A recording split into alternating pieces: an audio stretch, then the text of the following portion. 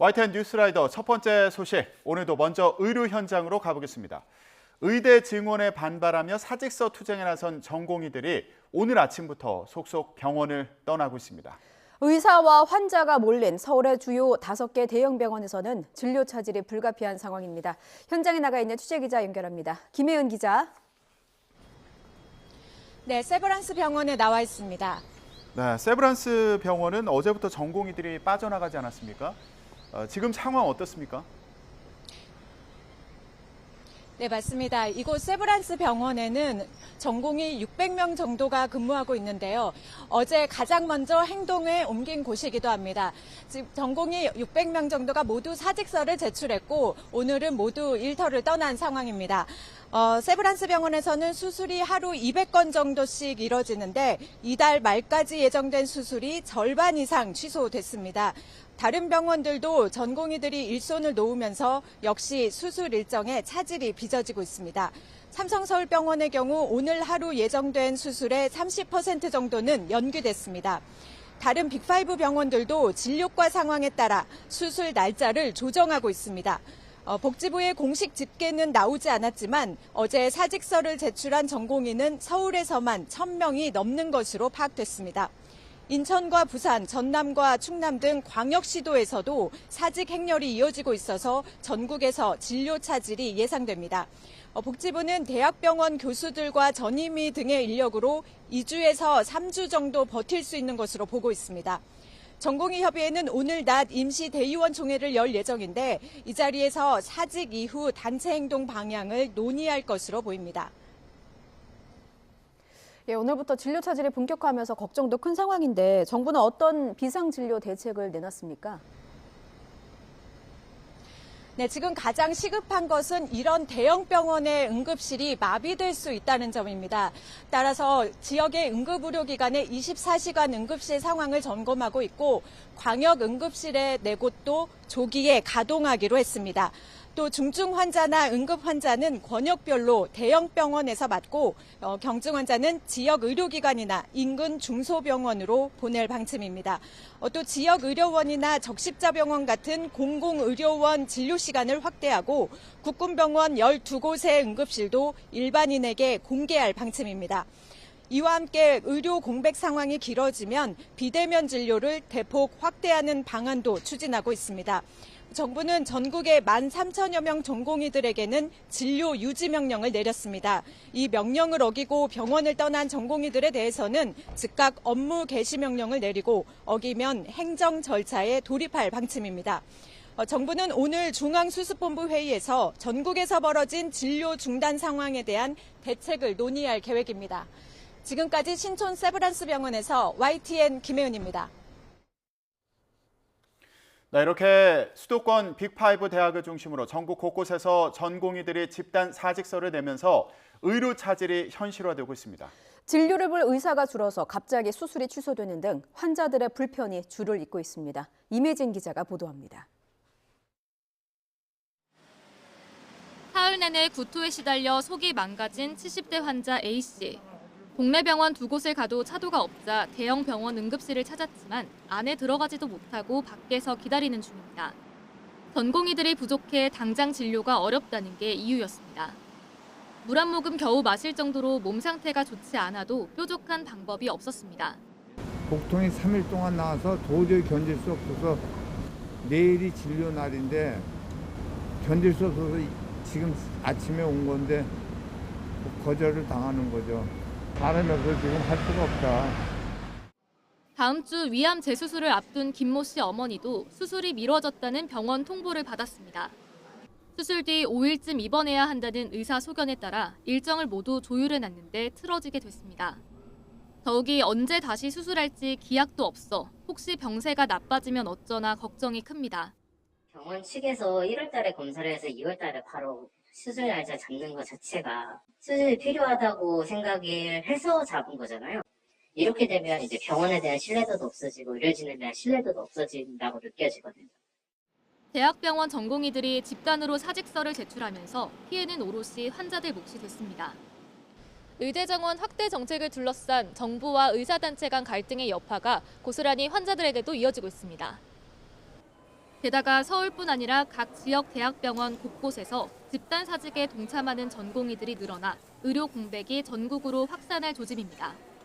이런 가운데 전공의들이 사직 수리 여부와 관계없이 단체로 병원 밖으로 떠나겠다 예고해 의료 대란은 더욱 거세질 것으로 전망됩니다. YTN 임혜진입니다. 환자들의 진료와 수술 일정이 취소되면서 정부는 급한 수술에는 의사를 대신해서 수술 지원 등을 맡는 진료보조 간호사, PA 간호사를 투입하기로 했습니다. 간호사들은 업무 중단 사태에서 발생한 빈자리를 감당하는 상황인데요. 현장의 목소리 들어보시겠습니다. 일단은 환자들한테 진료 수술이 연기됐다라고 네. 이제 통보받은 환자분들은 되게 억울해하시고 되게 불안해하고 있는 상황인 거죠. 내 수술이 빨리 좀 진행이 돼야지 저의 이제 병이 나아지는 거니까 환자의 병이 나아지는 부분이 있기 때문에 이 부분에 대해서 굉장히 환자분들이 사실 불안해하고 있고 단순하게 호소만 하고 부탁만 하는 것이 아니라 이제 화도 내고 뭐 여러 가지 감정들을 섞여서 분노를 표출할 텐데 이거에 대한 대응을 오롯이 이제 전화한 간호사들이 다 들어야 되는 문제이기 때문에 굉장히 힘들다라는 현장에서 이제 호소를 하고 있습니다. 예. 정부가 먼저 나서서 이 불법 의료를 시행하고 있다고 봐야 되는 PA들을 동원하겠다라고 하는 문제에 대해서는 이거는 불법 의료를 지시하는 거와 동일하다고 저는 보여집니다. 업무가 굉장히 과중돼 있고 그럼으로 인해서 장시간 노동을 하고 있는 상황입니다. 네. 전공의가 일주일에 80시간만 일하라고 이렇게 네. 법에서 정함으로 인해서 나머지 시간을 채우는 업무를 사실은 PA 간호사들이 하고 있는 거와 마찬가지거든요. 예. 결국은 저희는 노동조합 입장에서 봤을 때는 인력 증원이 필요하다. 결국은 이제 공공의료죠. 공공의료가 제대로 또 만들어져야 되는 부분이 있어서 지역의사제법이 반드시 통과돼야 된다라고 저희는 네. 보고 예. 있습니다. 네. 소방청은 의료계 집단 행동에 대비하기 위한 119 구급 활동 대책을 발표했습니다. 소방청은 병원 안내 등으로 119 신고가 몰릴 가능성이 큰 만큼 상담 인력을 보강하고 생명이 위급한 환자를 중심으로 이송하겠다고 밝혔습니다. 응급 환자 이송 지연 문제를 취소하기 위해서 119 구급 상황관리센터에서 이송 병원을 선정한 뒤 구급차를 출동하는 방식입니다. 경증 비응급 환자는 지역 응급의료기관이나 가까운 병의원으로 이송하기로 했습니다. 소방청은 비응급 환자의 경우 119 신고를 자제해달라고 덧붙였습니다. 전국 곳곳에서 전공의들의 집단 사직 움직임이 본격화하자 한의원과 한방병원 등이 야간 휴일 진료를 확대하기로 했습니다. 대한한의사협회는 의료 공백이 발생하는 상황에 대비하기 위해 감기와 소화불량 같은 기본적인 1차 진료와 함께 응급 환자 대처에 나서겠다고 밝혔습니다. 한의협은 모든 한의사 회원에게 진료 확대를 독려하는 문자 메시지를 발송했다며 정부도 필수 의료 분야에 한의사 인력을 확대 투입해달라고 제안했습니다. 전공의들의 집단 사직이 현실화하면서 법적 분쟁 가능성도 커지고 있습니다. 정부는 업무 개시 명령을 따르지 않으면 처벌은 물론 의사 면허까지 박탈하겠다고 경고했는데 실제로 처분이 가능할지는 의견이 엇갈립니다. 보도에 부정환 기자입니다. 정부가 업무 개시 명령과 면허 박탈까지 공언하며 엄포를 놓자 전공의들은 사직서를 제출하며 맞수를 뒀습니다. 업무 개시 명령은 정당한 사유 없는 진료 중단이나 집단 휴업에만 적용된다는 점을 노려 우회로를 찾은 겁니다. 정부는 결과적으로 집단적인 불법 행동이 이뤄졌다며 처벌이 불가피하다는 입장이지만 개인적 사유로 사표를 낸 것까지 처벌할 수는 없다는 의견도 만만치 않습니다.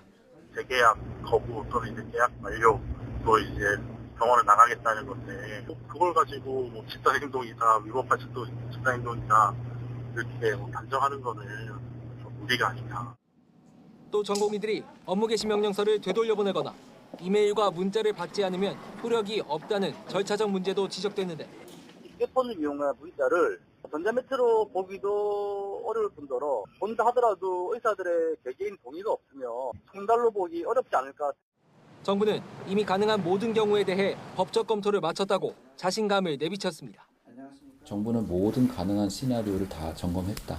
이 말씀을 드리고 그 각각에 대해서 법적인 효력을 발휘하는 방법에 대해서도 다 법적 검토를 마쳤다. 그러면서 체포영장 집행과 구속까지 염두에 두고 최대한 신속하게 수사하겠다고 강조했는데 현행법상 최대 3년 이하 징역형까지 처할 수 있고 금고 이상 형이 선고되면 의사 면허가 취소될 수 있습니다.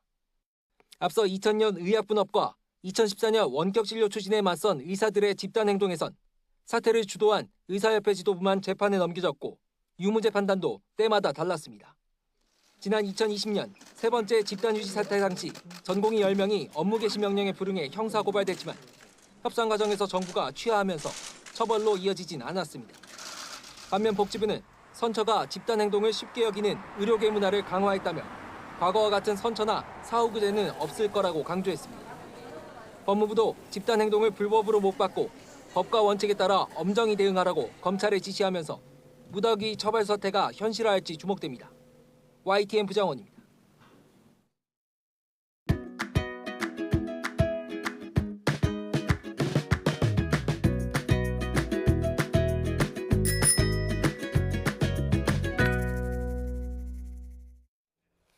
의사들의 집단 행동을 앞두고 정치권도 촉각을 곤두세웠습니다. 국민의힘은 의사들이 있을 곳은 병원 밖과 거리가 아니라 환자 곁이라고 강조했습니다. 그러면서 정부가 의료사고처리특별법을 제정해 의료사고 안전망을 구축하고 2028년까지 10조 원 이상을 투입해서 의료 수가를 올리기로 한 점을 강조했는데요. 한동훈 비대위원장은 의료계를 향해서 소통의 장으로 나와라 이렇게 촉구했습니다. 한 위원장의 발언을 직접 들어보시죠. 정부가 어떤 취지에서 그 정책을 준비하는지에 대해서는 충분히 설명이 있었다고 생각합니다.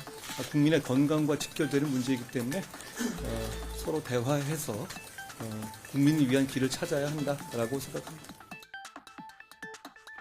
더불어민주당은 정부가 의대 정원을 2,000명을 한 번에 늘리겠다는 건 정치 쇼를 하려는 거라고 비판했습니다. 이재명 대표는 먼저 받을 수 없는 수준으로 증원을 발표한 뒤에 혼란과 반발을 극대화해서 국민의 관심을 끌어모은 다음 규모를 축소해서 타협을 이끌어내려는 거 아니냐며 이렇게 주장했는데요.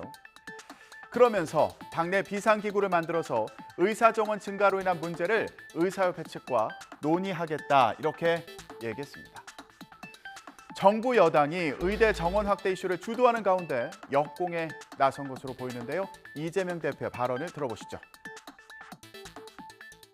민주당 정부에서 연간 400명 정도를 증원하자 10년간 이런 제안을 했을 때 여당의 반응이 어땠는지 생각이 됩니다.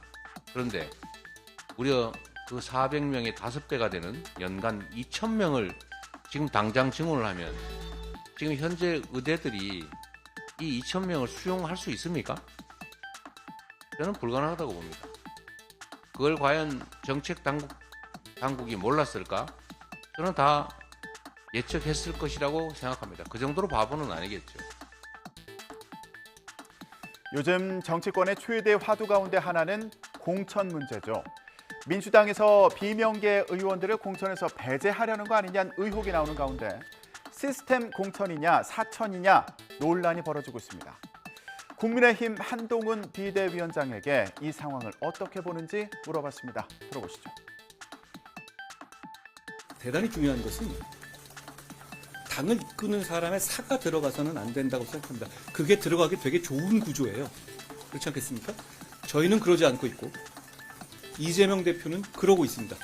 그 점이 공천의 결과에서 나타날 것이고 현명하신 국민들께서 잘 보고 판단하실 거라고 생각합니다.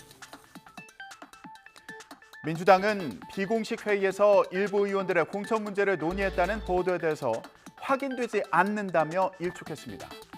또 일부 친문계 중진 의원들을 제외하고 후보 선호도 조사를 했다는 의혹에 대해서도 거리를 뒀습니다.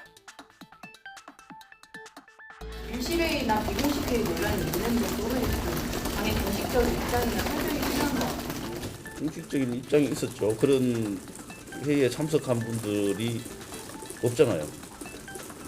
확인이 전혀 안 되는 이야기입니다. 확인을 하셨는데 없었다는 말씀이신 거예요? 아니 그 언론에서 그런 보도들이 있어서 그런 회의에 참석한 분들이 있는지 저희들이 내부적으로 확인을 해봤지만 그런 분을 찾을 수가 없었어요. 여론조사 관련해서는 당에서 진행한 거는 맞다는 입장이신가요? 글쎄요, 그런 부분들은 당에서 실제로 진행한 것인지 뭐 다른 곳에서 한 건지 이런 것들을 구별해내기는 좀 어려운 상황입니다.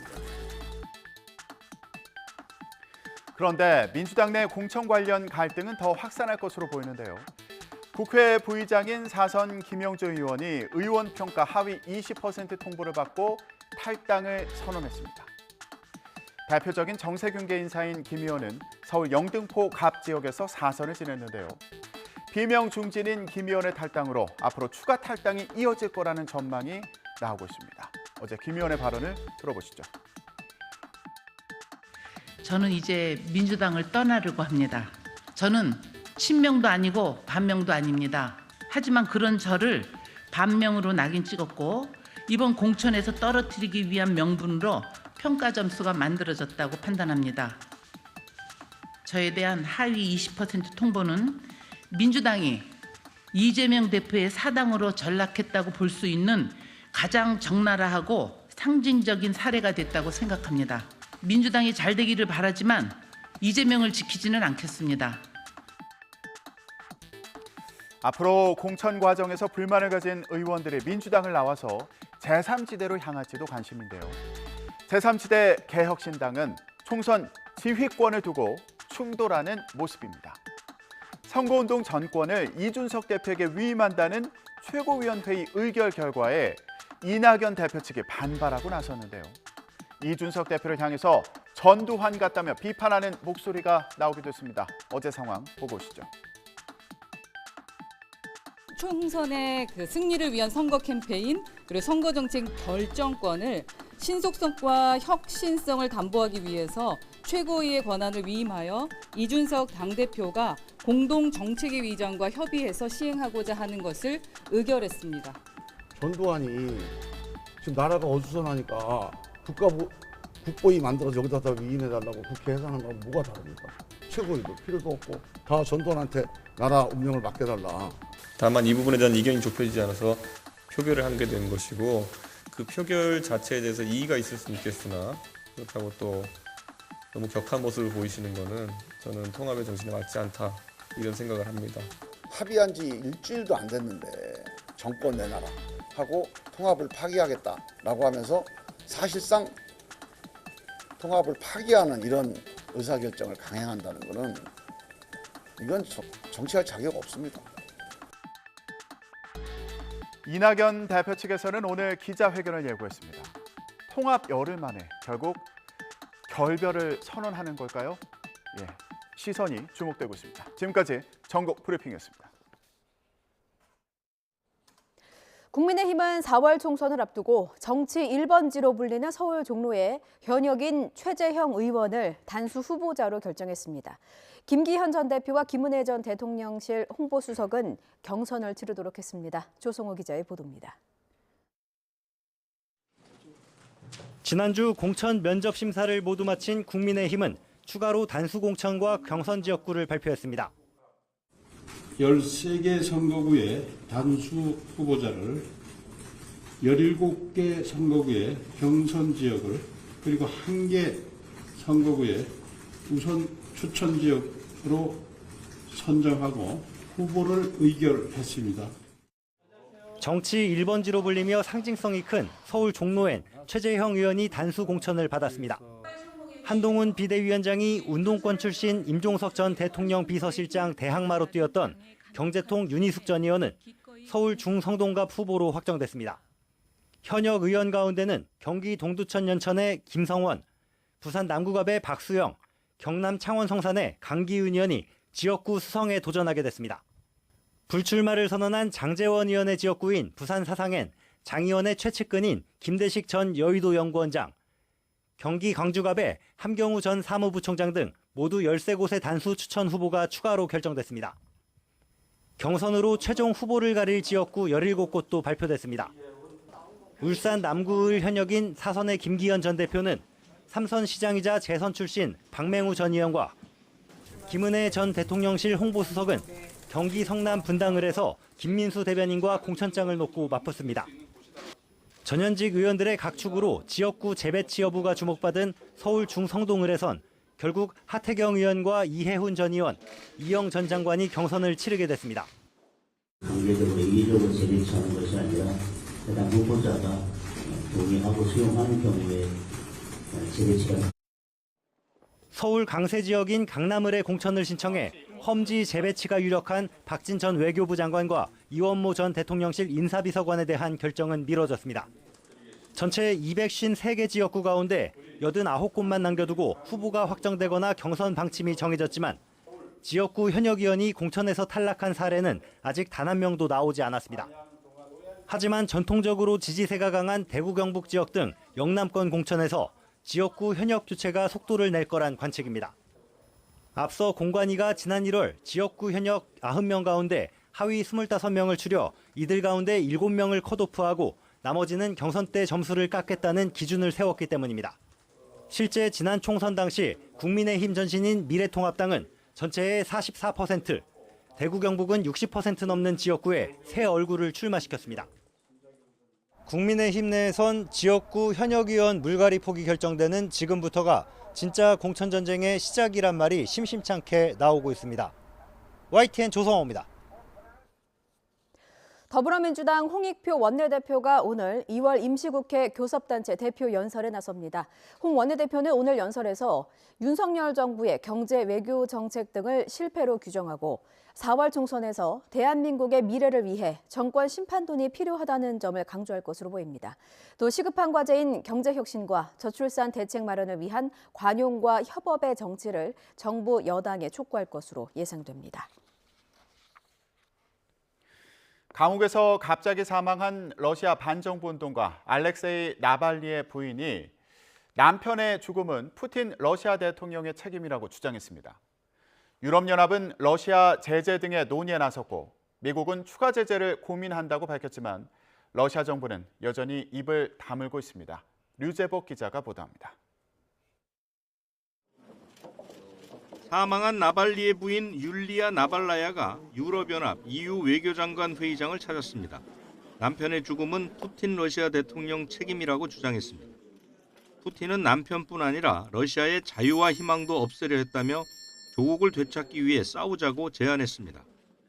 Мы обязательно узнаем и то, кто именно и как именно исполнил это преступление. Мы назовем фамилии и покажем лица. 러시아 제재 등을 의논하기 위해 모인 EU 외교 장관들도 푸틴을 한 목소리로 비난했습니다. 푸틴 정권은 나발리 죽음에 책임져야 한다며 러시아 시민사회와 언론을 돕겠다고 밝혔습니다. We propose the ministers to rename our human rights sanctioned regime with his name and call it the Navalny Human Rights Sanctioned Regime. 푸틴 대통령과 러시아 정부는 여전히 나발리 사망과 관계없음을 강조했습니다. 사망 원인을 찾기 위한 조사가 진행되고 있으며 법에 따라 필요한 모든 조치를 하고 있다고 밝혔습니다. 시신의 가족 인계 등의 크렘린궁은 관여하지 않는다며 선을 그었습니다.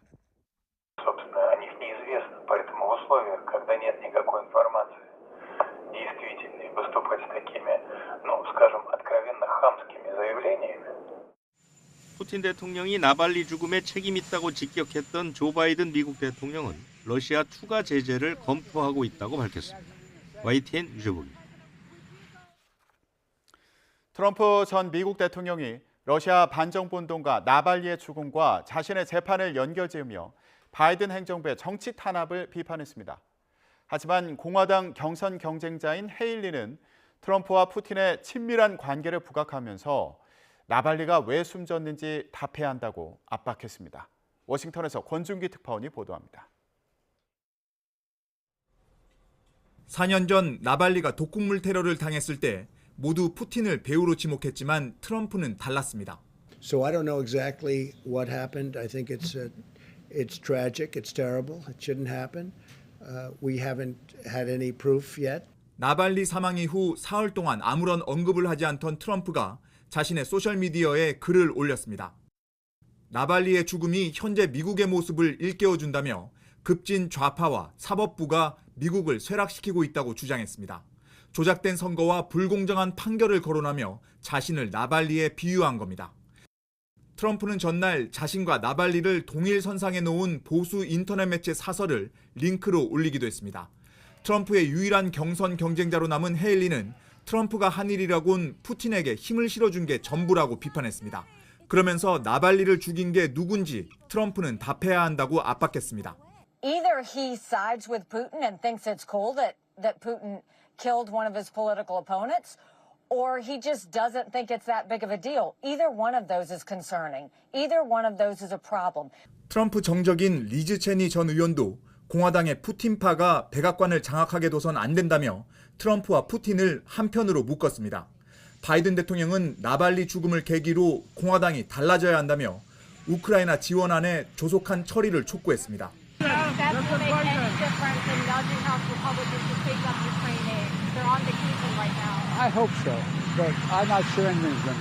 정치 전문 매체 폴리티코는 나발리 사망 72시간 만에 트럼프가 처음 입을 열었지만 누구를 비판하거나 애도하지 않았다며 정략적으로 이용했을 뿐이라고 지적했습니다.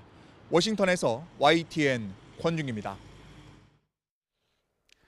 어젯밤 9시 40분쯤 경기 이천시 신둔면에 있는 플라스틱 생산 공장에서 불이 났습니다. 다친 사람은 없었지만 공장 작업자 14명이 대피했습니다.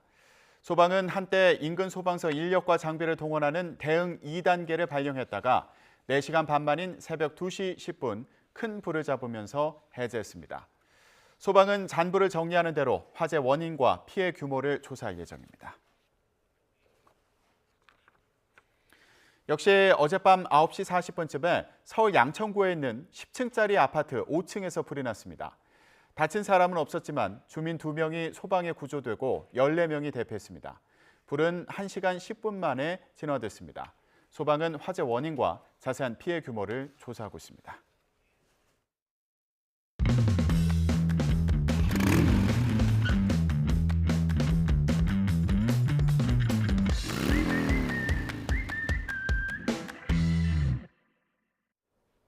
YTN 뉴스라이더 함께하고 계십니다. 설 연휴 빈집에 들어가서 금품을 훔친 40대가 경찰에 붙잡혔습니다.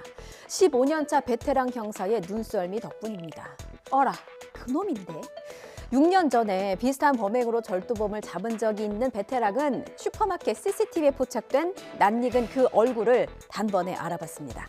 그때 그놈이 맞았습니다. 교도소 가서 죄를 씻은 줄 알았더니 재벌은 남 못 준다고 또다시 범행을 저지른 피의자.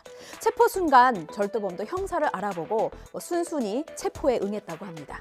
심지어 잘못했습니다. 사실대로 말하겠습니다. 꾸벅 90도 인사까지 했다고 하네요. 이렇게 절도범은 출소 5개월 만에 다시 철창 신세를 지게 됐습니다. 오태인 기자입니다. 어둠이 내려앉은 주택가에서 한 남성이 서성입니다. 40분 정도 시간이 흐르고 저금통과 기금속이 든 가방을 메고 골목길을 벗어납니다. CCTV에 포착된 40대 남성 A씨는 지난 설 연휴 울산에 있는 주택가 빈집에 들어가 금품을 훔쳐 달아났습니다. 창문을 깨서 들어갔다는 말을 들었어요. 단층방이 없지 않았나. 단층방이 있으면 못 들어오거든요. 그래서 우리는 저희들은 집이 다 단층방이 돼 있어서 다릅니다. A씨 범행은 금세 꼬리가 잡혔습니다. 빈집 센서 등이 켜지는 걸 보고 범행 시간을 포착한 경찰. 동선을 추적해 범행 전 슈퍼마켓에 들은 A씨 얼굴을 찾았고 수사에 나선 형사는 단번에 A씨가 누군지 알아챘습니다. 15년차 베테랑 형사의 기억력에 범인은 범행 사흘 만에 붙잡혔습니다. 피해자가 그 부근에서 슈퍼마켓에서 음료수를 사먹는 것을 확인했습니다.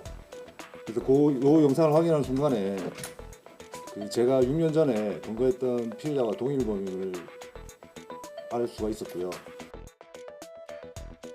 어제 오후 인천에서 현금 10억 원을 도난당했다는 신고가 들어왔습니다. 대낮에 눈앞에서 돈다발이 사라진 겁니다. 가상화폐 투자를 위해서 만났다고 하는데 그 자리에서 잽싸게 현금 10억 원을 가로채 그대로 차를 타고 달아났다고 합니다. 어제 오후 4시쯤 인천 송림동에서 일어난 일입니다. 가상화폐를 싸게 사기 위해서 현금 10억 원을 들고 나선 피해자. 싸게 준다는 사람들을 만나기는 만났는데 이들은 현금 다발을 보자마자 눈이 돌아간 것 같습니다. 돈가방을 들고 차량에 탄 뒤 그대로 달아났다고 합니다. 피해자는 현장에 있던 인물 중 한 명을 붙잡아서 용의자라며 경찰에 함께 출석했는데요. 경찰은 일단 절도가 아닌 사기 사건으로 보고 현금 주인이 붙잡은 인물이 범행에 가담했는지 그리고 피해 액수가 10억 원이 맞는지 등을 확인하고 있습니다. 이와 함께 절도 의심 차량 번호를 확인해서 추적하고 있습니다. 박영우 대유 위니아그룹 회장이 구속됐습니다. 300억 원이 넘는 임금과 퇴직금을 주지 않은 혐의를 받고 있습니다. 정확히는 347억. 액수도 크지만요. 피해자도 많습니다. 600명이 넘는 직원들은 메마른 월급 통장만 바라보면서 애를 태워야 했습니다. 혹시 이 한마디 기억하실까요? 골프장 팔아서 체불 임금 주겠다. 지난해 국회 국정감사장에서 박영우 회장이 했던 말입니다. 그리고 골프장을 팔긴 팔았습니다. 그런데 매각 대금을 받고도 밀린 임금을 지급하기는커녕 자신의 배를 채우기에 바빴습니다. 임금 변제는 단 한 푼도 하지 않았고 자신이 회사에 빌려줬던 110억 원부터 챙겼다고 합니다. 직원들은요, 생활고 때문에 애들 학원 끊고 보험 예약하고 아파도 병원은 고소하고 하루하루 줄임배를 움켜 살고 있다고요. 이하린 기자입니다.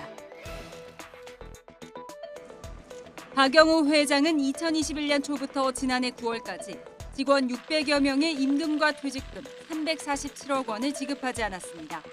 법적인 한도 내에서 최대한 노력을 하고 있습니다. 그래서 저희가 사적인 저희 골프장을 제가 매각을 하고요. 지금 골프장 매각이 이번 주 아니면 다음 주에 매각이 될 것 같습니다. 하지만 국감 답변과 달리 임금 변제에는 한 푼도 쓰지 않았고 오히려 자신이 회사에 빌려준 110억 원부터 챙긴 것으로 전해졌습니다. 저희 부모님 같은 경우도 제 이름으로 지금 의료보험을 해서 병원을 다니시는데 지금 그거까지 체불이 되다 보니까 지금 병원 다니시는 것도 지금 문제가 되다 보니 박 회장은 미등기 임원이라 법적 책임이 없다고 주장해왔지만 검찰은 박 회장을 임금체불 사태의 최고 책임자로 지목했습니다. 매일 회사 경영 상황을 세세히 보고받는 등 실질적으로 그룹 운영 전반에 관여한 정황이 포착된 겁니다. 체불임금 지급 계획 있으세요? 노동자들은 할 말 없습니까? 방송인 박수홍 씨의 친형이 박수홍 씨의 출연료 등을 빼돌린 혐의로 1심에서 징역 2년을 선고받았죠. 이 판결에 불복해서 항소했다는 소식입니다. 박수홍 씨의 친형 박모 씨는 어제 서울 서부지방법원에 항소장을 제출했습니다. 박수홍 씨 출연료 횡령 등의 혐의로 재판을 받았죠. 검찰은 40여억 원을 횡령했다고 기소했지만 1심 재판부는 이 중에서 20억 원 정도만 횡령으로 인정해 징역 2년을 선고했습니다. 박수홍 씨는 1심 선고 이후에 양형에 대해서 다퉈야 할 부분이 많다며 검찰 측에 항소 의지를 전하기도 했는데요. 친형에게 징역 7년을 구형했던 검찰도 조만간 항소할 것이라는 관측이 나오고 있습니다. 어제 오후 한때 광주공항이 폐쇄되는 일이 있었습니다. 광주공항은 공군 부대와 활주로를 함께 쓰고 있는데요. 공군 부대에서 폭발물로 의심되는 우편물이 발견됐기 때문입니다. 어제 오후 1시 반쯤 공군 부대 안에 있는 우편 취급소에서 폭발물로 보이는 우편물이 발견이 된 겁니다. 급히 군 폭발물 처리반이 출동했고 광주공항 활주로는 폐쇄됐죠. 인근 주민들에게는 문자 메시지 등으로 긴급 대피령이 내려지기도 했습니다. 혹시나 폭발물이면 어째요? 신중하게 접근했고 조심스럽게 해체 작업이 이루어졌습니다. 2시간여 뒤 해당 우편물이 충전기와 신발 같은 생활용품인 것으로 확인되면서 모두가 가슴을 쓸어내릴 수 있었습니다. 폭발물이 아니어서 정말 다행이긴 한데요. 활주로 폐쇄로 여객기 운항이 무더기로 취소되면서 공항 이용객들은 불편을 겪어야 했습니다. 그래도 안전이 최우선이니까 너그러이 이해해 주시리라 믿고 무탈해서 다행이라는 말씀을 드리고 싶습니다. 수도권 전철 1호선과 연결된 경원선 이용하시는 분들 오늘 출근길도 힘드시겠습니다. 경원선 일부 구간이 며칠째 운행되지 않으면서 시민들의 불편도 커져만 갑니다. 대체버스 투입되면 뭐합니까? 버스가 언제 올지도 모르는데 그 바쁜 출근길에 서둘러서 10분, 20분 먼저 나와도 어김없이 지각 당첨입니다. 시민들은 이렇게 고장난 게 한두 번이 아니라는 것에 더 화가 납니다. 개통 이후 벌써 5번째 고장이거든요. 특정 전동차를 운행할 때 피레기가 손상돼 전기 공급에 문제가 생겼기 때문인데요. 잦은 고장의 원인이 뭔지 YTN이 취재해봤습니다. 취재 결과 시운전을 할 때부터 비슷한 문제가 발견됐었대요. 그런데도 고칠 노력은 안 하고 서둘러 무리해서 개통을 서두른 게 아니냐는 지적이 나옵니다. 윤태인 기자의 단독 보도입니다. 경원선 소유산역앞 버스 정류장에 관광버스 한 대가 들어섭니다. 연천역까지 열차 운행이 중단되면서 투입된 대체버스입니다. 조금 한 20분 일찍 나왔어요. 네, 차 시간이 언제 배차가 될지 모르니까 20분 정도 일찍 나왔어요. 네, 이렇게 장기간 되는 거는 처음인 것 같은데. 열차 운행이 중단된 건 낙뢰로부터 선로를 보호하는 피레기에 이상이 발견됐기 때문입니다. 문제는 비슷한 장애가 최근 반복되고 있다는 점입니다. 이 구간 운행이 시작된 건 지난해 12월. 이번까지 포함해 불과 4일 사이 5차례나 같은 장애로 전기 공급이 중단됐고 대부분 열차까지 멈춰섰습니다. 선로 복구 작업을 하는 국가철도공단은 전기 설비에 달린 피레기 문제가 아니라 전동차 문제로 보인다고 밝혔습니다. 특정 업체가 제작한 전동차에서 강한 고주파가 나오는데 전선을 통해 흘러야 하는 전기가 정상적이지 않은 다른 경로로 과도하게 흐르면서 피레기가 손상된다는 설명입니다. 그런데 YTN 취재 결과 개통을 앞두고 시험 운전을 할 때도 이미 같은 문제가 확인됐던 것으로 드러났습니다. 충분히 시험 운전도 하고 그래서 그 시험 운전 기간이 굉장히 많이 필요하고 그게 필요하거든요. 굉장히 그 시간을 단축해서 설계도 하고 건설도 하고 운영도 하고 그러거든요. 그래서 이번 그 1호선 연장 구간도 상당히 빠른 시간 내에 개통이 됐거든요.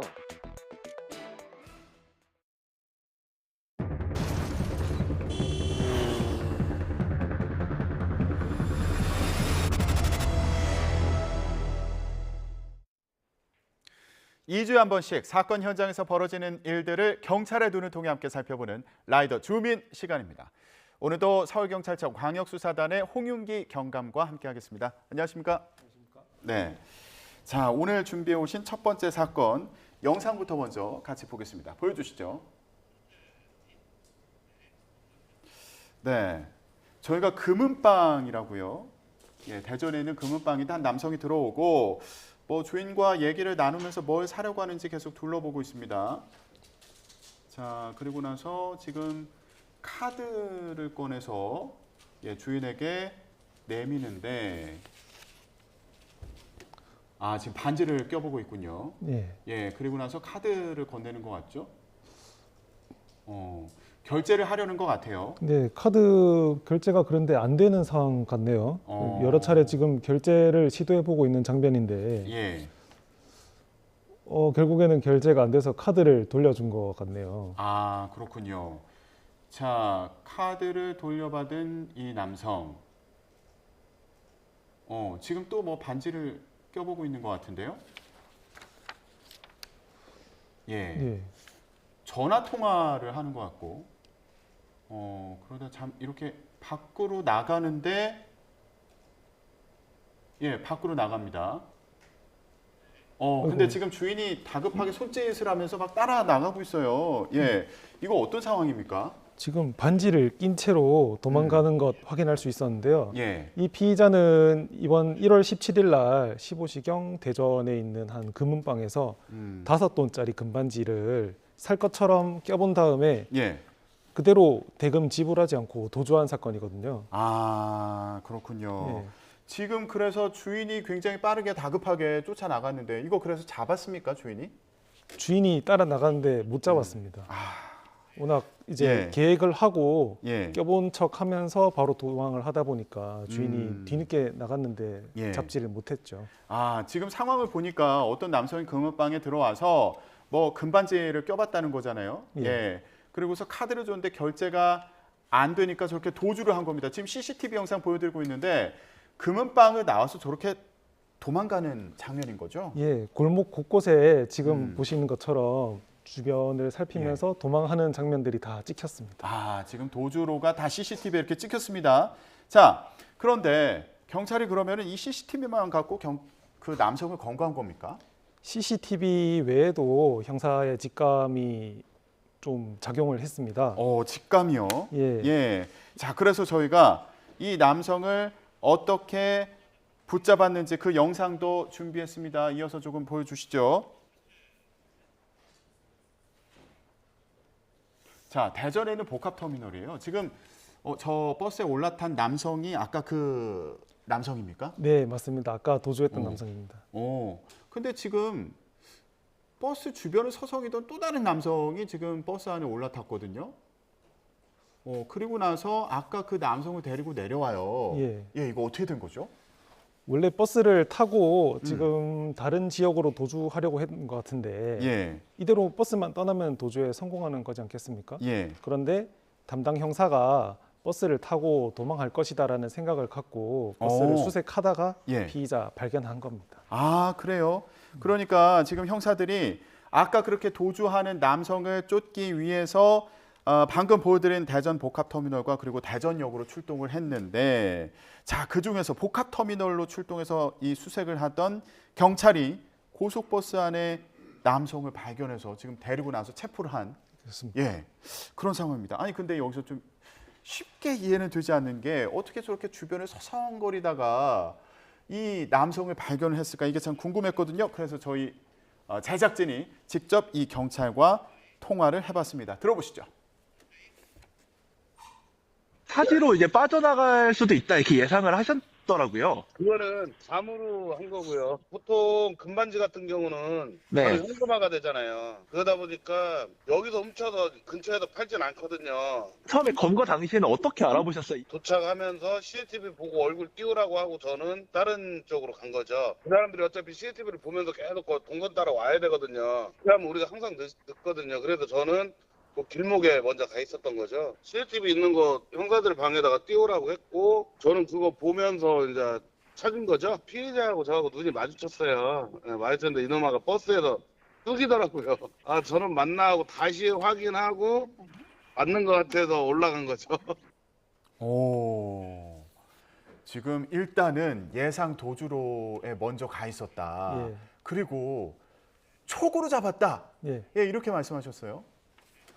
형사분들이 이제 경험을 많이 하다 보니까 경험에서 나오는 직감이 예. 이번에 유감없이 발휘된 것 같습니다. 아, 그렇군요. 예. 자, 버스를 이렇게 서성거리다가 눈이 딱 마주쳤는데 고개를 숙이더라.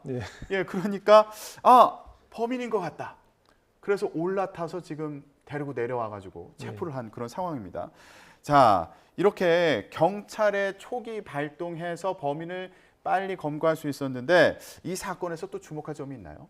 만약에 버스 안에서 못 잡았으면은 우리 피의자가 주민등록이 말소되고 주거가 불분명해서 장기 사건화 될 수밖에 없었거든요. 아, 네네. 그런데 40분 만에 신속하게 체포한 게 뭐 피해자분들을 위해서 빠른 피해 회복도 되고 정말 다행이라고 그렇게 생각이 되네요. 아, 그렇군요. 그러니까 피의자가 주거가 불분명하고 주민등록까지 말소된 상태여서 만약에 여기서 놓쳤으면은 잡기가 쉽지 않은 그런 상황이었군요. 그렇습니다.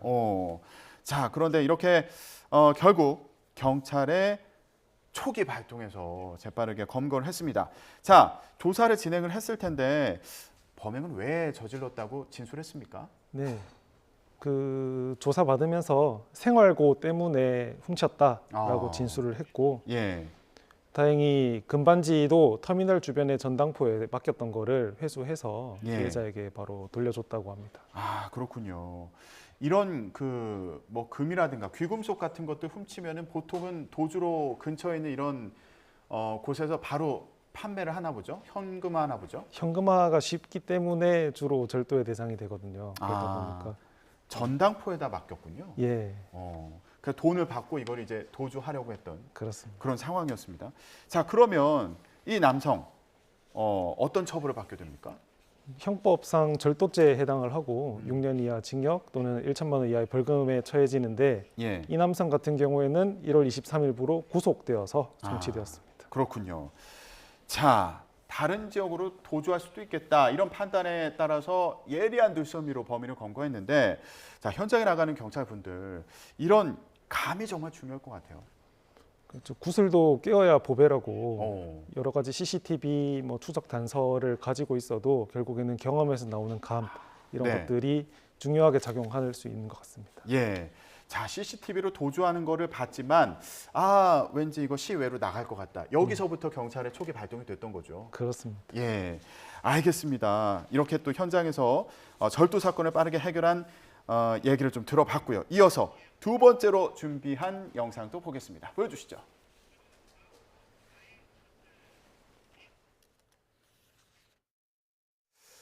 서울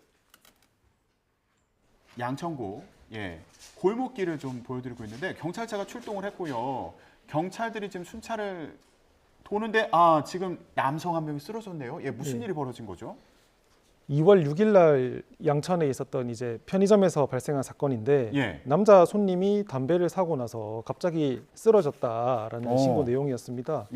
그래서 신고 1분 만에 경찰이 현장 도착해서 소방과 함께 확인을 해보니 의식을 되찾고 있었던 겁니다. 손님이 쓰러졌다고 했는데.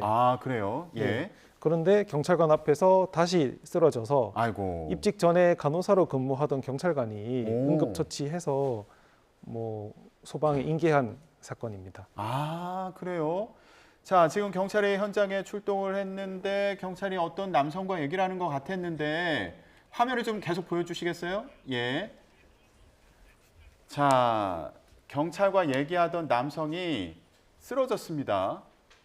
응급조치를 저렇게 하고 있고요. 그래서 결국에 저렇게 구급차를 타고 병원으로 이송이 된 그런 상황이었습니다. 자, 그러면 저희가 보여드렸던 그 화면에서 응급조치하는 경찰이 간호사 출신이셨던 거예요? 네. 이제 경찰 들어오기 전에 심장내과랑 신경외과 쪽에서 1년 반 넘게 근무를 하셨다고 하고 그 요구조자 상태를 보니까 동공이 풀려 있어서 응급 상황임을 감지를 했답니다. 그래서 혀가 말려서 기도를 막는지 체크하시고 호흡 확보하시고 그리고 의식 확보하게 명치랑 손톱 같은 데 누르면서 경직 지연하고 하시면서 골든타임 확보했던 상황입니다. 그렇군요. 자, 경찰이 현장에 출동해서 응급조치를 빠르게 했던 그런 상황에 대해서 좀 봤는데 자, 당시에 응급조치했던 경찰의 목소리를 저희가 또 직접 들어봤습니다. 무슨 상황이었는지 함께 들어보시죠. 그 남자가 쓰러졌다라는 신고를 받고 출동을 했었고요. 네. 근데 막상 갔더니 쓰러졌던 남자는 없는 거예요. 그래서 그 신고자가 편의점 점주였는데 물어보니까 저분이 지금 옆에서 담배 피고 있는 저분이 방금 문 앞에서 쓰러졌다는 거예요. 그래서 가가지고 쓰러졌다는데 괜찮으세요? 집 모셔다 드릴까요? 이런 식으로 여쭤보고 있었는데 그 사이에 저희 눈앞에서 툭 하고 쓰러지셨어요. 환자가 일단 딱 쓰러지자마자 이제 온몸에 사지가 굳기 시작했었거든요.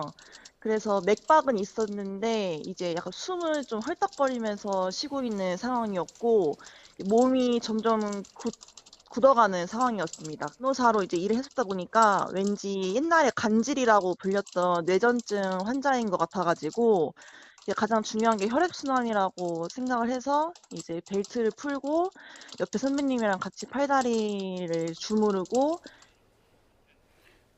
서울 양천서 신월 1파출소의 김지훈 순경의 얘기를 들어봤습니다.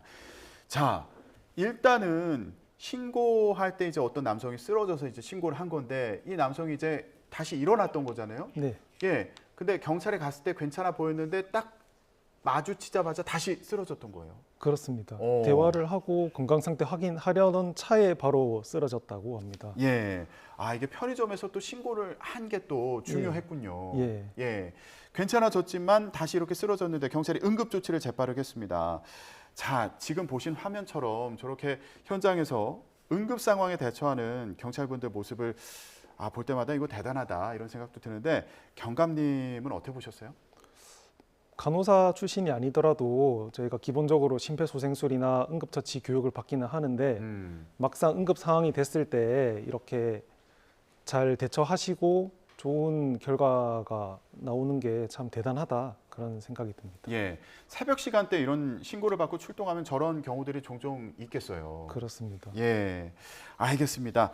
자, 전국 곳곳에서 경찰의 눈을 통해서 본 여러 사건 사고들에 대해서 얘기를 하고 있는데요. 아쉽게도 홍윤기 경감과 함께하는 라이더 주민 오늘이 마지막 시간입니다. 예, 홍 경감님 같은 경우 이제 코너 시작부터 함께하셨는데 그동안 방송하면서 어떠셨는지 시청자 여러분들께 마지막으로 인사 말씀 부탁드릴게요. 제가 부서 이동으로 사정상 방송 출연을 겸하기 어렵게 되었습니다. 생방송이라는 게 어렵고 쉽지 않았는데 관계자분들께서 잘 도와주셔서 지금까지 진행할 수 있었던 것 같습니다. 예, 앞으로도 뉴스라이더 많이 사랑해 주시고 시청자분들 지금까지 보내주신 성원 대단히 감사드립니다. 감사합니다. 예, 알겠습니다. 자, 앞으로 또 현장에서 저희 뉴스라이더 잘 시청해 주시길 바라고요. 현장에서 많은 활약 기대하겠습니다. 자, 라이더 주민 이제 새로운 출연자분과 2주 후에 다시 뵙도록 하겠습니다. 지금까지 서울경찰청 광역수사단의 홍윤기 경감과 함께했습니다. 네, 경감님 지금까지 감사했습니다. 감사합니다.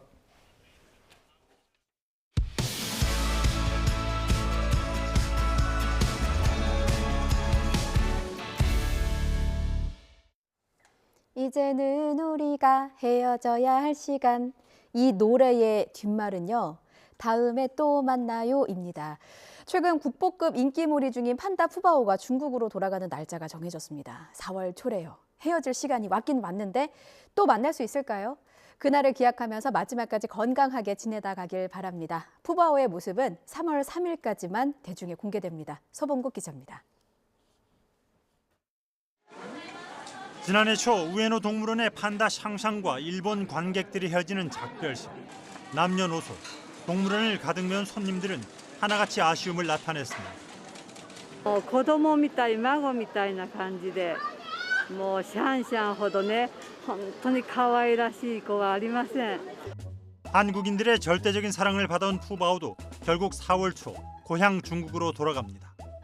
중국 외교 소식통은 현재 4월 3일 중국으로 돌아오는 것을 목표로 한중 양국 검역 당국 간 사전 검역 절차가 진행되고 있다고 말했습니다.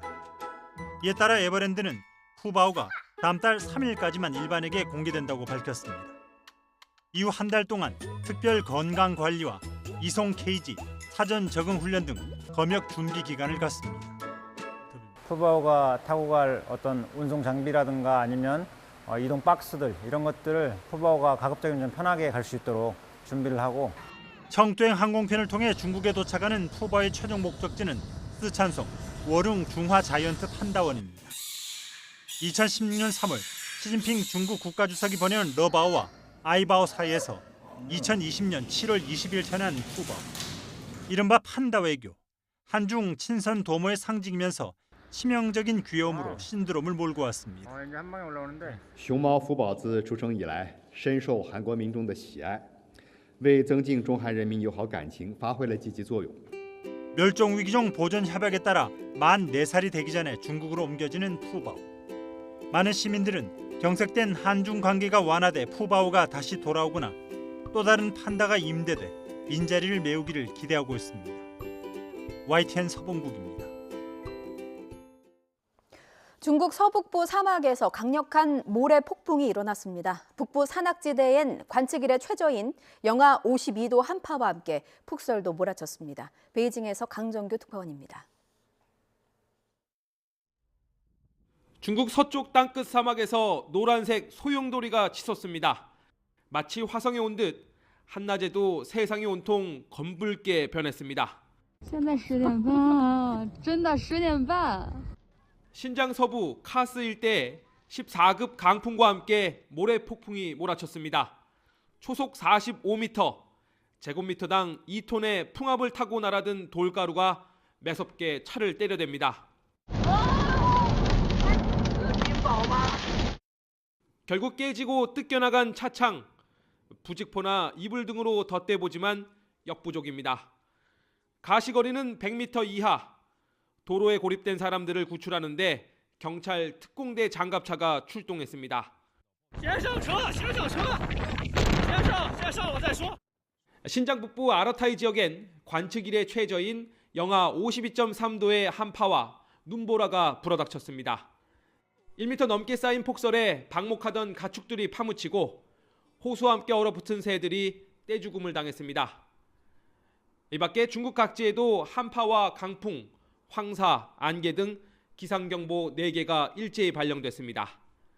중부 내륙 후베이성 우한에선 얼음비, 빙우 등 악천후 탓에 개학이 일주일 미뤄지기도 했습니다. 베이징에서 YTN 강정규입니다. 홍해를 지나는 선박들에 대한 예멘 반군 후티의 공격이 그치지 않고 있습니다. 이번엔 벨리즈 선적의 화물선을 미사일로 공격했는데 선박이 크게 파손돼 선원들이 처음으로 배를 포기하고 탈출했습니다. 후티가 무인 잠수정까지 동원하고 있다고 미군이 밝힌 가운데 유럽연합은 홍해에서 화물선을 호위하는 군사 작전을 승인했습니다. 기정훈 기자입니다. 예멘의 친이란 반군 후티가 공격한 배는 벨리스 선적 화물선 루비마르호입니다.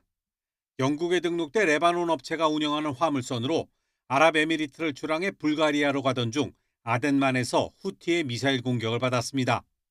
نتيجة الأضرار الكبيرة التي تعرضت لها السفينة فهي معرضة الآن للغرق في خليج عدن.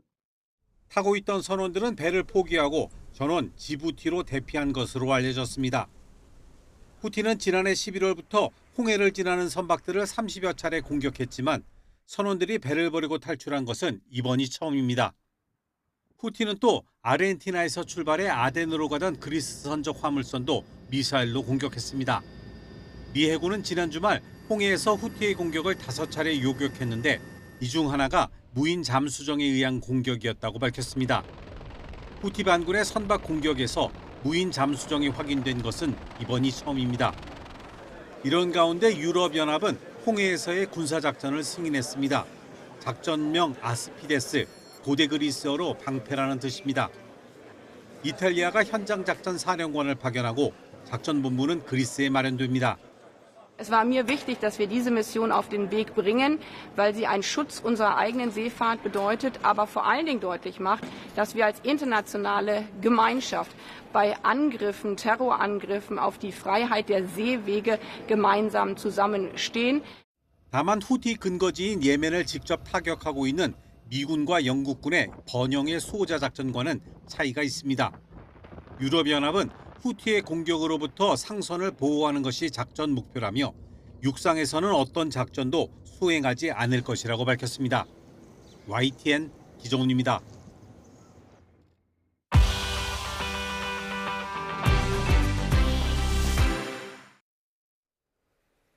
서울의 주요 대학병원 전공의들이 업무를 중단하면서 오늘부터 진료 차질이 빠르게 확산할 것으로 보입니다.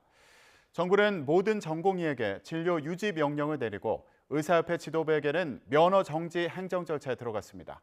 김혜은 기자가 전해드립니다. 세브란스 병원 전공의들은 가장 먼저 진료실을 떠나기 시작했습니다. 서울의 5개 주요 병원 전공의들이 병원을 비우기로 예고한 날짜보다 하루 앞서 무더기로 행동에 옮긴 겁니다.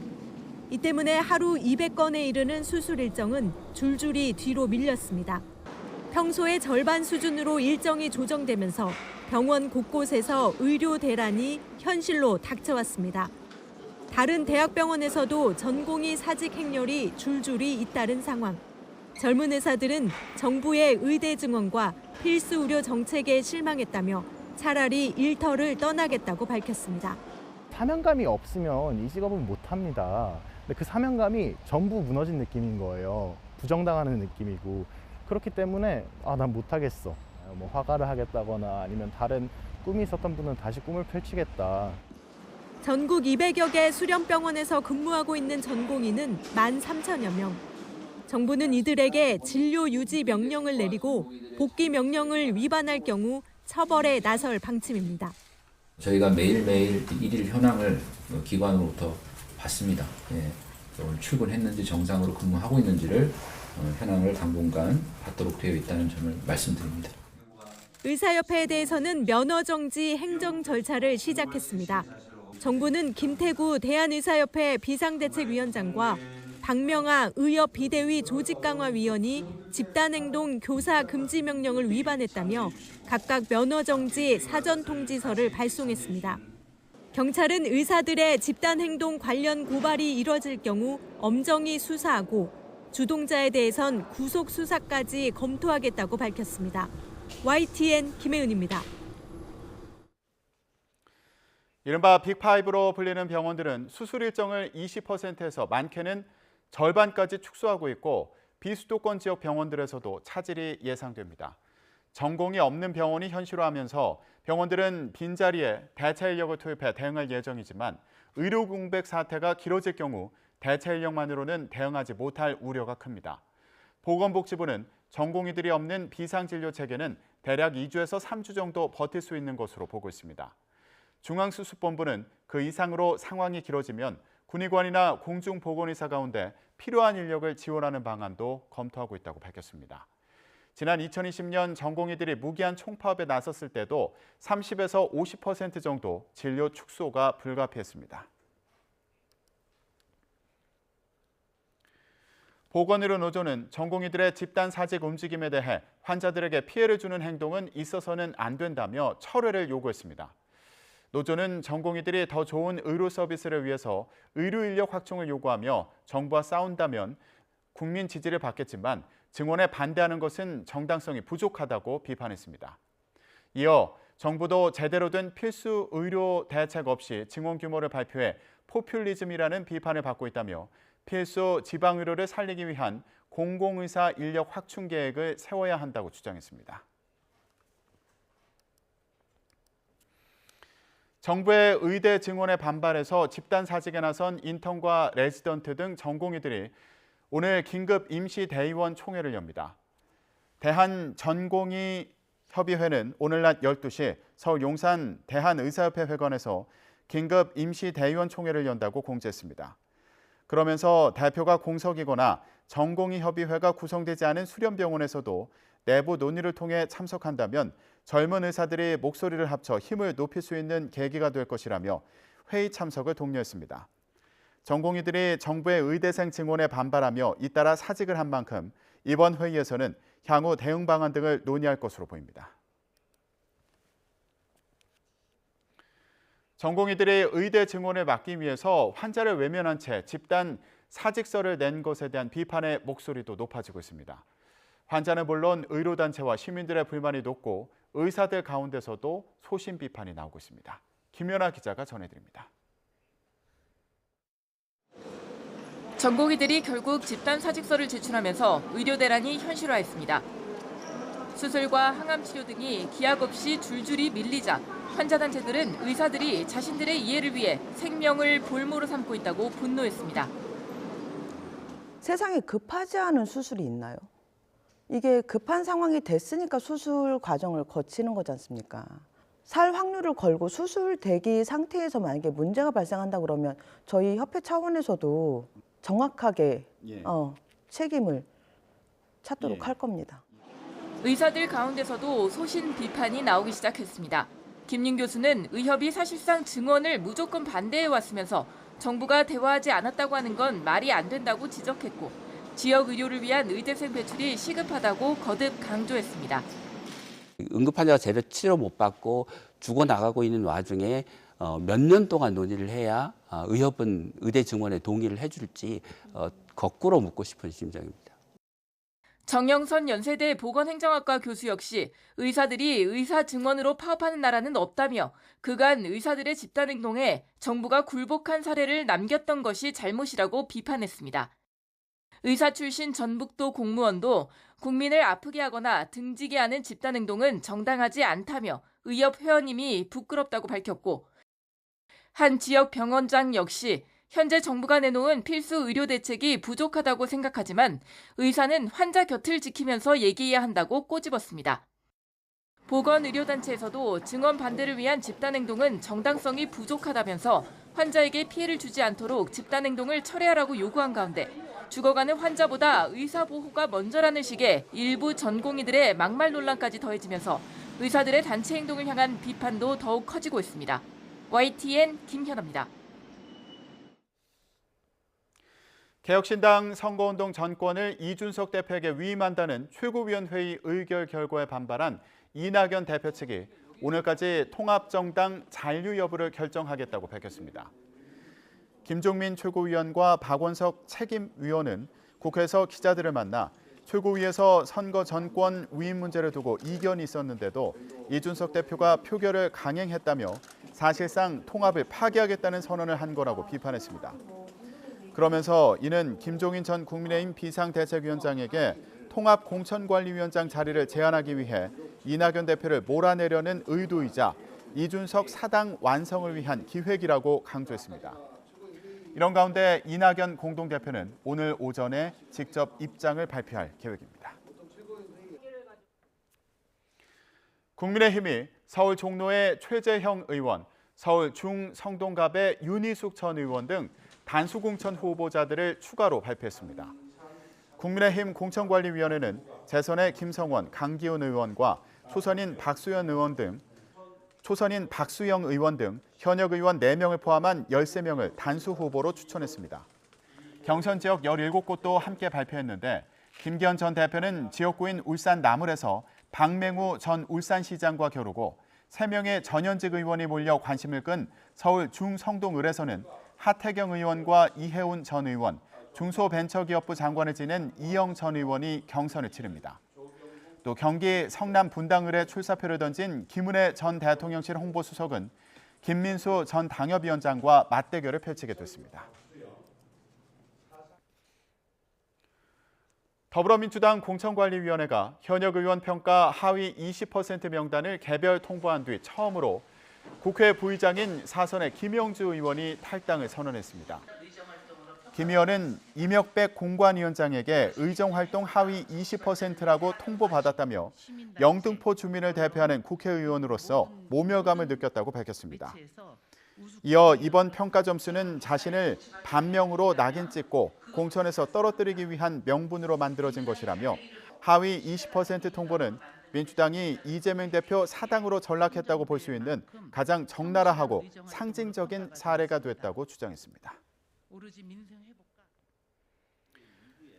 대표적인 정세균계로 꼽히는 김영주 국회 부의장의 탈당 선언에 민주당은 평가 과정이 공정했다고 해명했습니다. 권칠승 수석 대변인은 평가 근거를 당사자에게 따로 공개한 적은 없으며 누구를 표적 삼아 의도와 목적을 갖고 점수를 올리거나 내리는 시스템이 아니라고 강조했습니다. 최근 기업 공개, IPO가 진행된 4개 종목에 20조 원에 달하는 청약 증거금이 몰렸습니다. 상장 첫날 주가가 공모가의 4배에 달하는 따따블 기대감에 투자 심리가 과열된 것으로 분석됩니다. 이형원 기자입니다.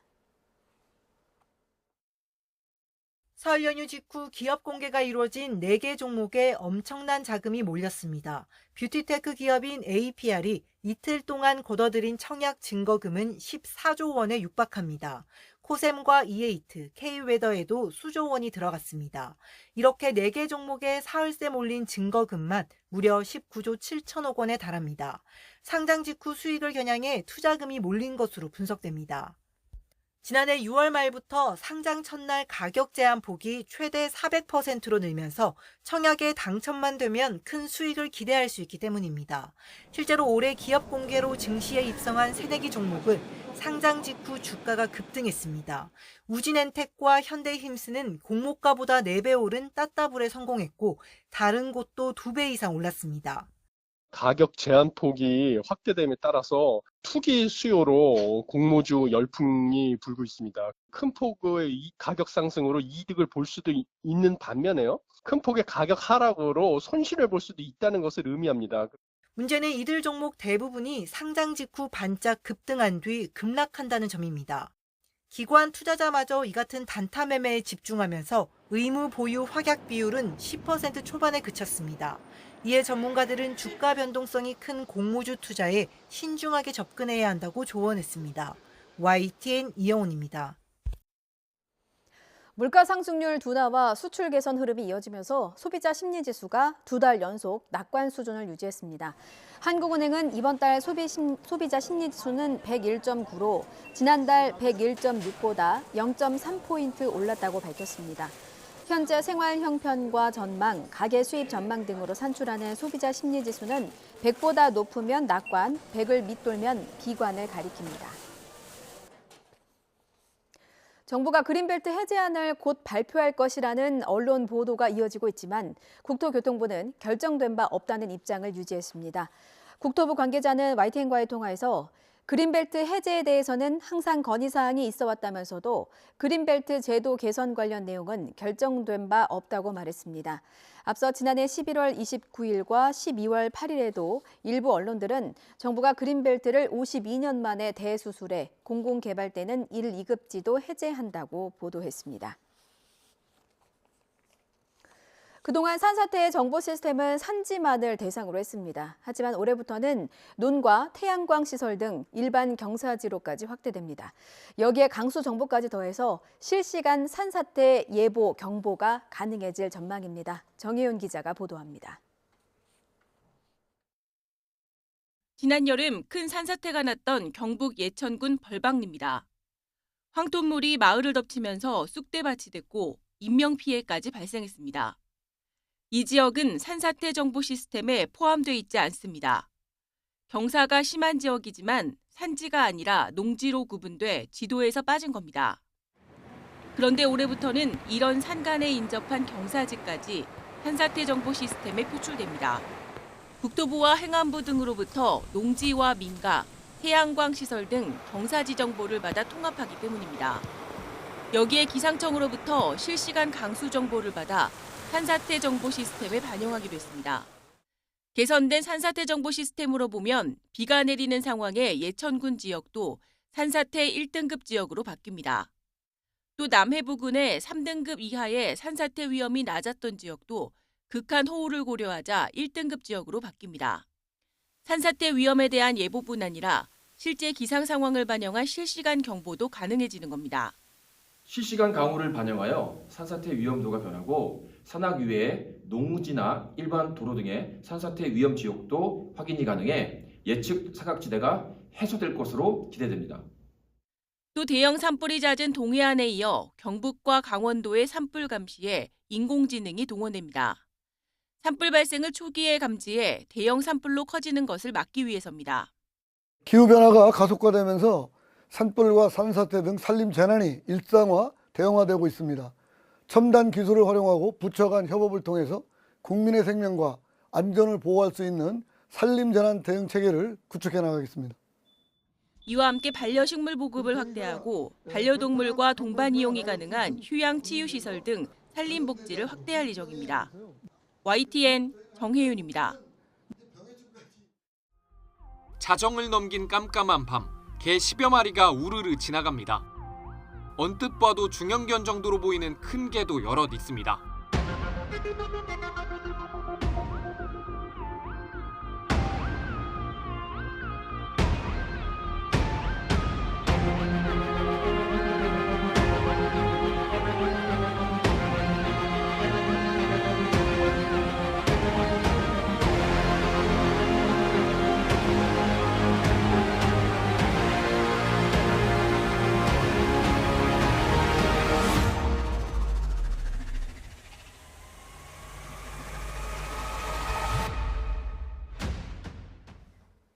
참 무거운 마음입니다. 비극도 이런 비극이 없습니다. 곳곳에서 들개를 봤다거나 공격을 당했다는 목격담이 늘면서 대책 마련이 필요하다는 지적도 나오는데요.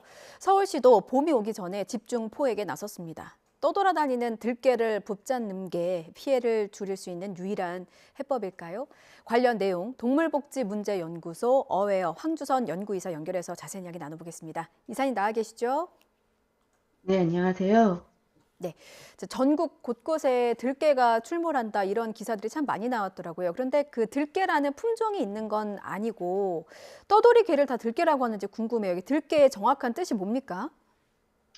사실 유기견과 들개 차이에 대한 어떤 과학적인 차이가 있는 것은 아니고요. 예. 어떤 인위적인 구분법이라고 봐야 될 것 같습니다. 보통 1세대, 2세대 이렇게 나눠서 얘기하는 경우도 있지만 사실 육안으로 이게 1세대, 2세대 구분이 되는 것도 아니고 우리가 혈통 검사하는 것도 아니기 때문에 정확한 구분을 한다는 것은 불가능하고요.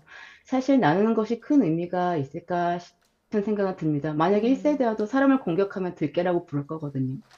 결국에는 인간이 보호해야 될 가축임에도 불구하고 유기되고 방치된 채로 자력으로 생존해온 개체들이라고 보면 될 것 같은데 어쨌든 인간과 이제 교류할 기회를 갖지 못한 개체들이잖아요. 이러한 예. 개체들이 세대가 거듭하고 이러한 개체수가 지속적으로 증가하는 것은 어쨌든 결국 사람이나 개들 모두에게 위험한 상황이 발생할 여지가 크기 때문에 우려되는 부분이긴 한 것 같습니다. 예.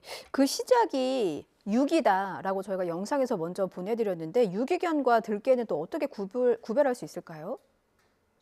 사실 구분하기가 어렵죠. 예. 이게 실제로 지금도 풀어서 키우는 분들도 있는데 이 풀어서 키우는 개들과 들개도 구분이 안 되기 때문에 인위적으로 구분을 하는 것이 의미가 있을까라는 생각이 듭니다. 그렇군요. 산에서 태어나 산속에서 생활하는 들개도 있고 이제 유기됐다가 야생화되면서 들개가 된 개들도 있고 이러다 보니까 산책 중에 공격을 당하는 시민들 늘고 있다는 보도도 있고요. 요즘에는 또 도심에서도 자주 목격이 되더라고요. 산에서 내려오는 이유는 뭐라고 보십니까? 사실 겨울철에 이제 들개들이 많이 못 견디고 하는 것이 처음 있는 일은 아니죠. 거의 예. 뭐 과거에 매년 겨울철 보면 비슷한 기사들이 계속 나오고 있는데 다만 최근 들어서 이렇게 증가한 듯한 목견 사례들이 실제로 산속에 들개들 숫자가 많아져서 그런 건지 아니면은 눈에 보이는 개체들이 많아져서 그런 건지는 사실 정확히 말하기 어려운데요. 실제로 예를 들어서 2세대들 중에서 사람과 어떤 부정적인 교류가 오히려 없었던 개체들인데 사람이 주는 먹이에 익숙해졌다든지 예. 이런 개체들 같은 경우는 특별히 사람을 따르지는 않지만 사람을 두려워하지는 않으니까 뭐 북한산 그 등산로 입구 같은 데만 해도 이렇게 항상 있는 개들이 또 있거든요. 예. 이렇게 사람들 두려워하지 않는 개체들이 있다 보니까 사람들 눈에는 마치 되게 많아진 것처럼 또 느껴질 수도 있는데 사실 이렇게 들개도 이제 거의 반야생동물이라서 이 얘네들이 왜 자주 나타나는지에 대해서는 조금 이 개체군에 대한 생태적인 좀 연구가 필요한데요. 아마 이 들개 문제가 지금 10년이 다 돼가는데 제가 알기로는 어떤 생태학적인 실태 조사나 과학적인 데이터가 수집된 사례는 없는 걸로 알고 있습니다. 보다 체계적인 생태 연구 필요성에 대한 말씀을 해주셨습니다. 지금 그 사람을 두려워하지 않는 일부 그 들개들의 특성을 좀 말씀해 주셨는데 사람 손을 탄 흔적이 있을 수도 있겠네요. 뭐 유기견이라든지 반야생 동물이 됐다고 했는데 야생성이 좀 궁금합니다. 최근에 그 대전 도심에서는 들개 2마리가 고라니를 뜯어먹는 모습도 포착이 되기도 했거든요. 야생성이 어느 정도입니까? 사실 뭐 지금 우리가 들개라고 칭하는 개체들이 굉장히 다양한 개들이잖아요. 예. 그래서 사실 그 개체별 차이가 굉장히 클 것이기 때문에 이 개마다 사람한테 의존하는 정도나 야생에서 생존할 수 있는 능력이 굉장히 다를 수밖에 없어서 또 과학적으로 어떤 개의 야생성을 측정하는 그런 척도가 있는 것도 아니거든요. 그래서 어떻게 뭉뚱그려서 들개 전체의 야생성은 어떻다라고 얘기하기는 굉장히 어려울 텐데 단지 이제 반려동물한테 익숙한 사람들 눈에 이게 야생동물을 잡아먹는 들개의 모습이 굉장히 생경하게 느껴질 수는 있을 것 같습니다. 네. 그렇지만 뭐 밀렵꾼들이 이런 훈련시킨 사냥개 같은 경우도 굉장히 야생동물 잘 잡거든요. 그렇기 때문에 어떤 한 가지 잣대로 이 개는 야생성이 심하다, 그렇지 않다라고 얘기하기는 어렵지만 단지 이제 산에서 자란 개들이기 때문에 우리가 일반적으로 익숙한 개들과는 사람을 봤을 때 하는 행동이나 반응이 조금 다를 수는 있을 것 같습니다. 그렇군요. 지금 저희가 그 이사님 말씀하실 때 영상도 나가고 있는데 다시 한번 보여주실래요? 그 들개들이 한두 마리가 다니는 게 아니라 이렇게 무리를 지어서 다니는 것 같습니다. 이게 들개들의 습성인가요? 예, 어차피 그 객과 동물들은 대체적으로 이렇게 무리 생활을 하는 습성이 있기 때문에 자연스러운 모습이라고 생각이 됩니다. 그렇군요. 어쨌든 그 야생화된 들개, 야생성이 강해지다 보니까 마주쳤을 때 두려움을 느끼는 건 인지상정인 것 같아요. 그래서 만약에 들개를 뭐 산책 중이나 혹은 그냥 길을 가다가 우연하게 마주치게 되면 어떻게 대처를 해야 되나 궁금하거든요. 사실 뭐 일반적으로 산속에서 야생동물 봤을 때 하는 행동하고 거의 비슷할 텐데요. 예. 특별히 눈을 마주친다든지 뭐 시각적으로 시끄러운 소리를 내서 소리를 지른다든지 해서 자극을 준다든지 어차피 사람하고 마주친 순간 그 동물도 똑같이 긴장하고 겁을 먹거든요. 그렇기 때문에 최대한 눈을 마주치지 않고 개가 있다면 개를 안고 개가 또 자극을 할 수 있기 때문에 그 상황을 조용히 이제 피하는 것이 가장 좋은 방법일 것 같습니다. 그렇군요. 제가 다시 한번 짚어드릴게요. 들개 만났을 때 대처법. 일단 그 사람에게 다가오는 것을 주저하지 않는 개들도 있다 보니까 일부러 먹이를 주려 다가가지 않는 게 좋을 것 같고요. 그리고 뭐 눈 마주치지 않기, 등을 보이면서 뛰거나 소리 지르지 않기. 이 항목들은 그 곰을 만났을 때, 산책 중에 곰을 만났을 때 하는 행동들과 굉장히 흡사하거든요. 그러니까는 들깨도 결국에는 야생 동물의 일종이다라고 생각을 하고 이제 들깨를 마주치게 되면 반드시 좀 눈을 마주치지 않고 등 돌리지 않은 상태에서 뒷걸음질로 피하시는 게 좋을 것 같습니다. 자, 서울시가 다음 달 31일까지 들깨 집중 포획에 나서기로 했습니다. 그렇다면 이제 서울 안에서도 들깨가 뭐 많다는 얘기일까요?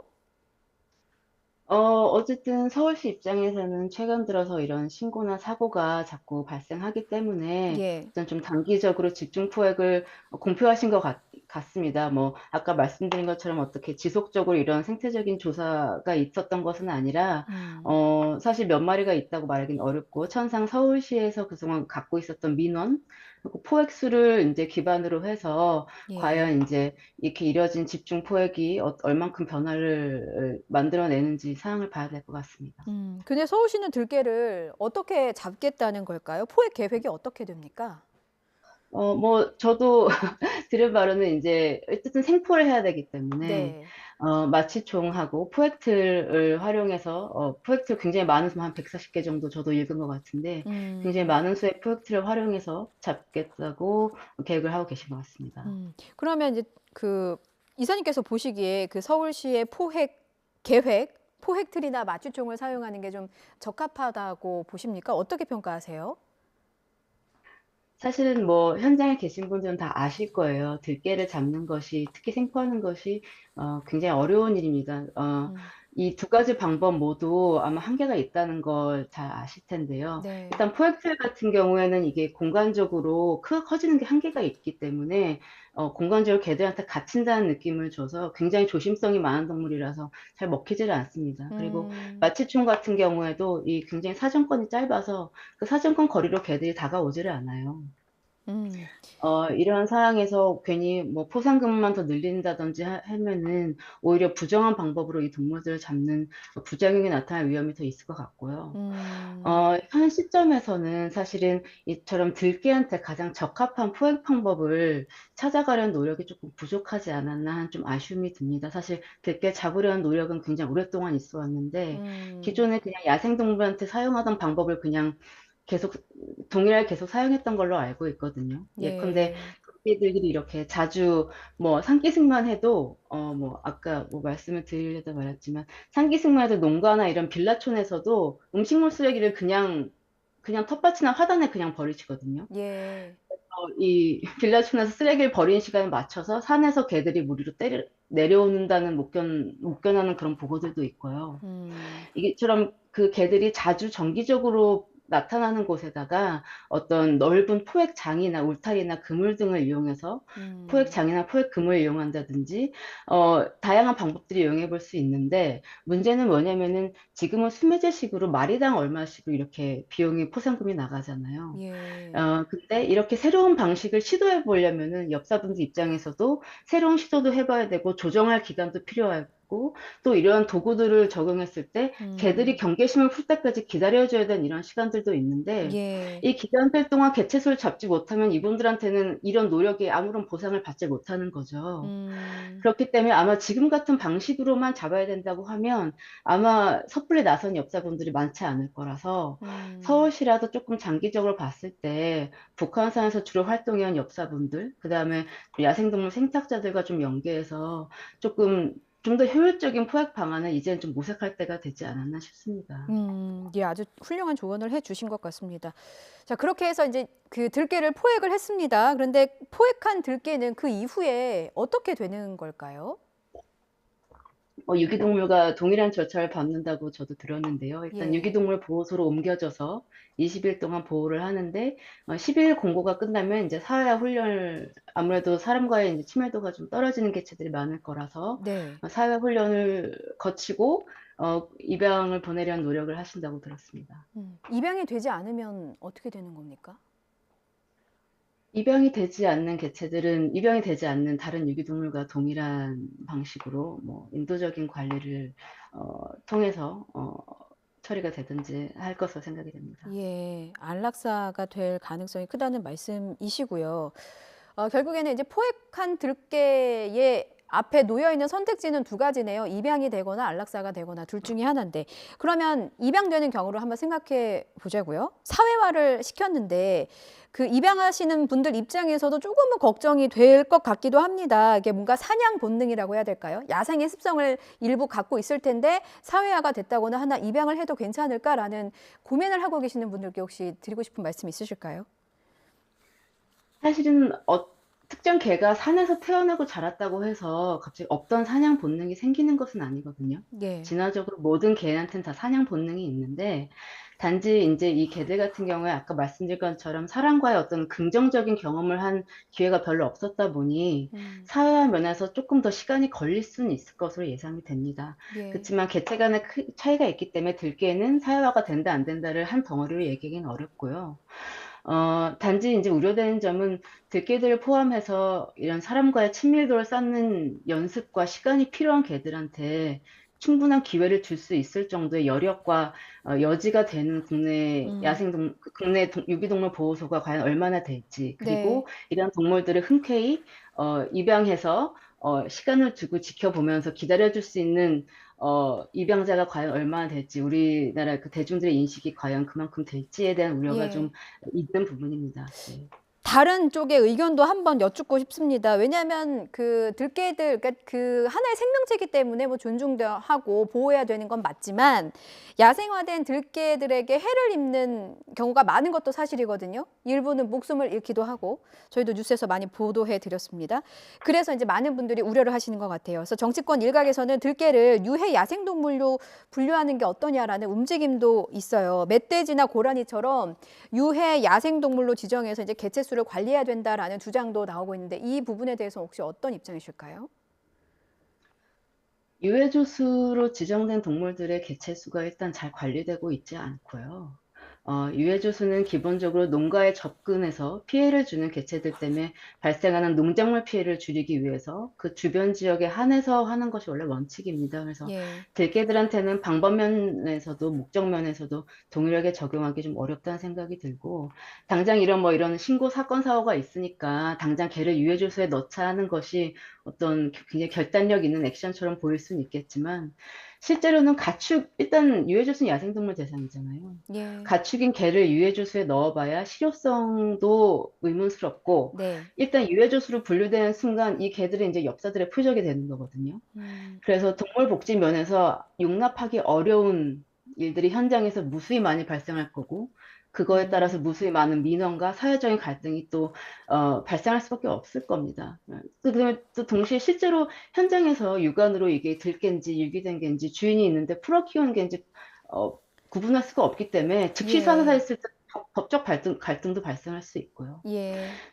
다만 이제 지금이라도 앞에 말씀드린 효율적인 포획 방안을 연구해서 적극적으로 개체수 관리를 노력하는 거는 필요한 건 분명입니다. 지금처럼 계속 이렇게 못 견디는 사고나 신고들이 자꾸 발생하면 유해조수나 교련종에서 그랬던 것처럼 언론에서 이제 악마화하는 식의 표현들이 굉장히 분명히 많아질 거고 여론들의 인식도 좋지 않아질 거기 때문에 유해조수로 지정이 안 돼도 굉장히 좋지 않은 방식으로 이 개들을 헤아려는 사람들은 분명히 늘어날 것입니다. 알겠습니다. 뭐 언론에서 악마화를 하진 않고 실제로 피해를 받는 사람들이 있기 때문에 제가 그런 질문을 드렸습니다. 어쨌든 유기견을 줄이고 올바른 입양 문화를 조성하는 게 가장 우선이 돼야 될 것 같고요. 이제 지자체에서도 구체적인 장기 플랜으로 좀 생태 조사도 이루어지고 효율적인 포획 방안이 무엇인지에 대해서 고민할 필요성이 있어 보입니다. 오늘은 여기까지 듣겠습니다. 동물복지문제연구소 어웨어 황주선 연구이사였습니다. 잘 들었습니다. 감사합니다. 밤사이 찬바람이 강해지며 아침 공기가 부쩍 차가워졌습니다. 오늘 서울의 아침 기온은 2.8도로 어제 아침보다는 무려 7도가량이 낮았는데요. 이렇게 쌀쌀한 날씨 속에 곳곳으로는 산발적인 비가 내리고 있습니다. 특히 강원 영동 지방에는 내일까지 동풍의 영향으로 50cm가 넘는 폭설이 쏟아질 것으로 보이는데요. 이들 지역에 계신 분들은 빙판길 미끄럼 사고에 각별히 주의하셔야겠고요. 차량 고립이나 시설물 관리에 각별히 주의하셔야겠습니다. 자세한 레이더 화면부터 살펴보겠습니다. 현재 경기 남부와 충청 이남 지방에는 산발적으로 비가 이어지고 있고요.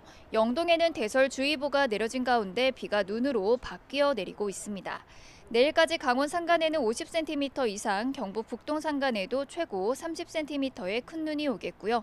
내일은 수도권 등 중부지방에도 많은 눈이 내려 쌓이겠습니다. 낮 동안 찬바람이 불며 쌀쌀하겠습니다. 오늘 서울 낮 기온은 9도, 대구는 8도로 어제보다 3도에서 많게는 10도가량이 낮겠습니다.